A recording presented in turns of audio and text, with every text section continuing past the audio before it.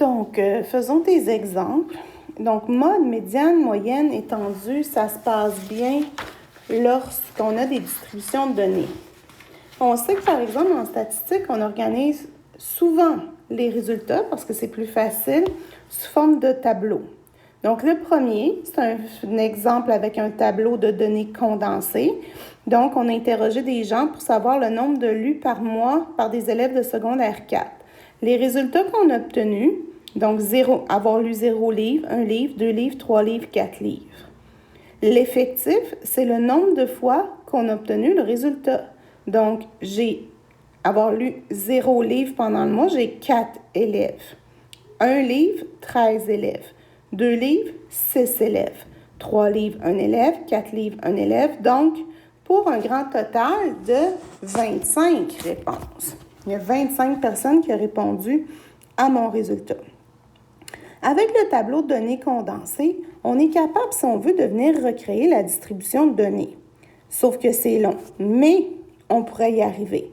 Donc, 0, j'aurais obtenu 4 fois le 0. J'aurais obtenu 13 fois le 1 et ainsi de suite. Bon, à 25 données, ça serait déjà un peu long, là, mais je m'en sortirais. Mais imaginez, si on avait 370 données, ça ne te tente pas de recréer ta distribution de données pour essayer de trouver. Donc, on va travailler avec la compréhension de notre tableau pour venir répondre à mode, moyenne, médiane et étendue. Donc, on se souvient que le mode, c'est la donnée qui revient le plus souvent. Donc, celle qui a le plus grand effectif.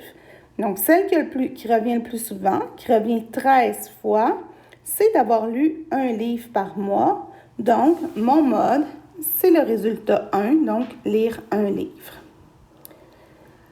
Maintenant, la moyenne, c'est la somme de tous les résultats. Mais la somme des résultats, c'est ici, le résultat 0, je l'ai 4 fois. Donc, ce serait 0 plus 0 plus 0 plus 0. Puis le 1, c'est-à-dire, je l'ai 13 fois. Donc, plus 1, plus 1, plus 1. Mais ça revient à faire 1 fois 13. Ensuite, le 2, je l'ai 6 fois. Plus 2, plus 2, plus 2, plus 2, plus 2, plus 2, plus 2, ça revient à faire 2 fois 6. Donc, autrement dit, pour trouver ma moyenne, je n'ai qu'à prendre mon résultat, à multiplier par son effectif, de tout additionner et de venir diviser par le nombre total. Donc, autrement dit, j'ai 4 fois 0, plus 13 fois 1, plus 6 fois le résultat 2, plus 1 fois le résultat 3, plus 1 fois le résultat 4. Si je viens additionner tout ça, je vais me retrouver avec un grand total de 32.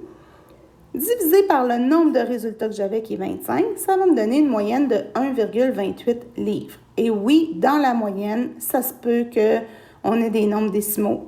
C'est accepté. OK? La médiane.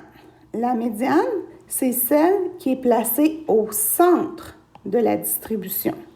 Donc, je regarde, j'en ai 25. Ils sont déjà placés en ordre croissant. J'ai tous mes 0, j'ai tous mes 1, j'ai tous mes 2, j'ai tous mes 3, j'ai tous mes 4. Donc, si je regarde, 25 livres, 25, on se souvient que la médiane, c'est celle qui sépare la distribution en 2 parties ayant le même nombre de données. Ça va me donner 12,5. Donc, 12 avant la médiane, 12 après la médiane. Vu que c'est un nombre impair, je vais venir prendre la 13e donnée. Et là, je regarde. Les 4 premières, ce sont des zéros. Donc, quand je calcule mes 4 premières, rendues à la 4e, ça va être encore un 0. Ensuite, 1, 2, 3, 4, de la 5e jusqu'aux 13 autres, donc 4 plus 13, donc de la 5e à la 17e, ça va être des 1. Bien, si moi je cherche la 13e donnée, donc la 13e donnée, c'est entre la 4e puis la 17e, bien, je suis certaine que ça va être un 1. Donc, la médiane, celle qui serait placée en plein milieu, c'est le résultat 1. Et maintenant, l'étendue, le plus gros résultat. Faites attention, ce n'est pas le plus grand effectif, ce sont les résultats. Le plus gros moins le plus petit, 4 moins 0, donc j'ai une étendue de 4 livres. Le tableau de données condensé, l'année passée, on l'utilisait lorsqu'on avait des variables discrètes, c'est-à-dire des nombres entiers, puis c'était à peu près toujours les mêmes qui revenaient. Tu en as vu un autre type de tableau l'an passé. C'est le tableau groupé en classes. Comment on fait pour avoir le tableau groupé en classes? Donc, c'est quand on avait une très grande distribution avec une très grande étendue. Il n'y avait à peu près pas de données qui revenaient. Donc, on les groupait sous forme de classes.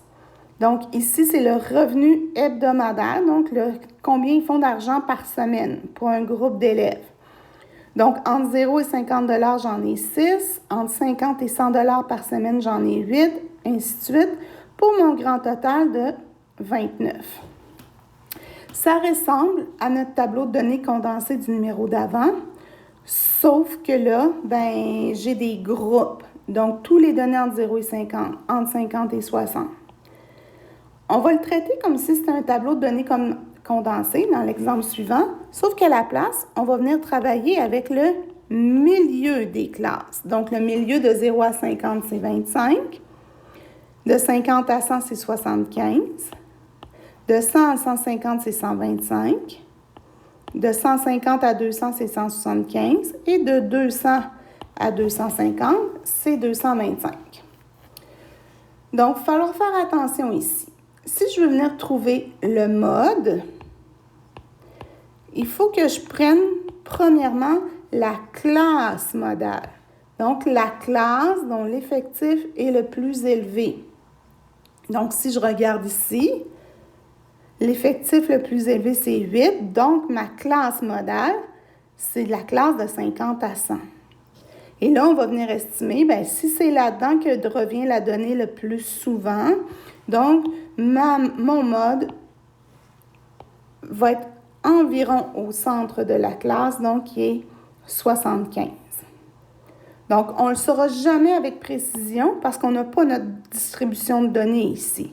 On sait juste qu'il y en a 6 entre 0 et 50.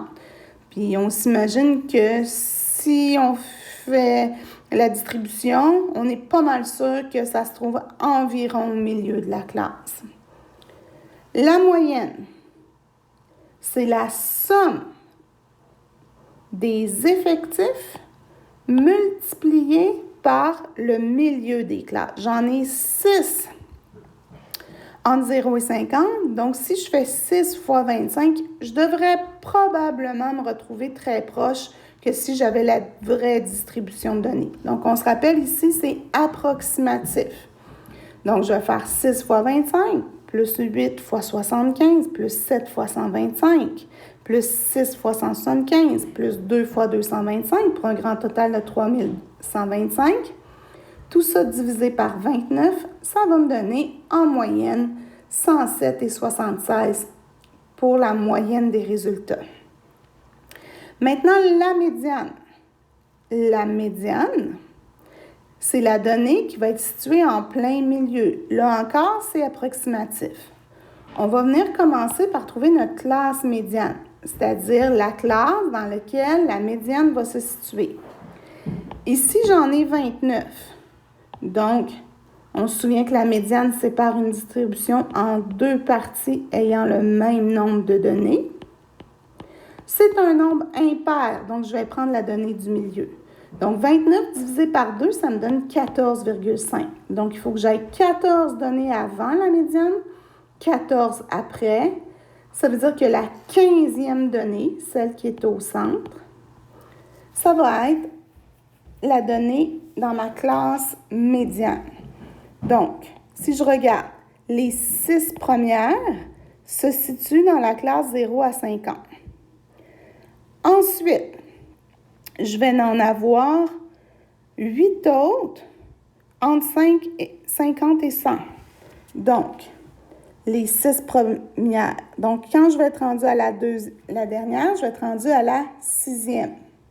J'en ajoute 8 autres. J'en ai 6 plus 8. La dernière donnée de cette classe-là va être la 14e. Ensuite, ce sont toutes des données qui tombent dans la classe 100 à 151. J'en ajoute 7 autres. Donc, 14 plus 7, ça me donne 21. Moi, je cherche la 15e donnée. On s'entend que la 15e, c'est entre 14 et 21. Donc, ça va être dans la classe 100 à 150. Ça, c'est ma classe médiane. Et si je cherche ma médiane, je vais venir dire, ben, c'est environ le milieu de la classe, donc 125. Il faut bien faire la différence entre la classe médiane, la classe dans laquelle se retrouve la médiane, et la médiane qu'on juge qui va être environ au milieu. Et là, l'étendue, le plus grand résultat. Donc, le plus grand résultat de cette distribution-là devrait être autour de 250. Donc, on va juger prendre 250. Moins le plus petit qui devrait être proche de 0. Donc, j'ai une étendue de 250. Donc, on se souvient que le tableau groupé en classes, mes résultats sont approximatifs parce que je n'ai pas la possibilité de refaire ma distribution de données.